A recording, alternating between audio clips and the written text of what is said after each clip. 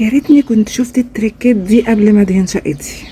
هقول لكم دلوقتي 4 تريكات تاخدوا بالكم منها قوي وانتوا بتدهنوا شقتكم.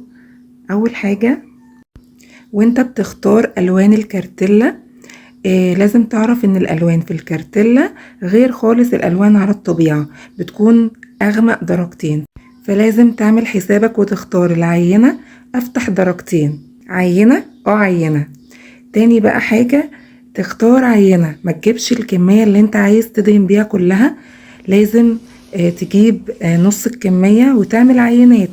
خلي النقاش يعمل لك عينة مثلا على حيطة معينة بس بمقاسات كبيرة، ولما تستقر تشتري نص الكمية، ولو كله تمام وقشطة يعني واستقريت 100 تقدر بقى تشتري باقي الكمية براحتك، وانت متأكد انت هتدهن لون ايه بالظبط.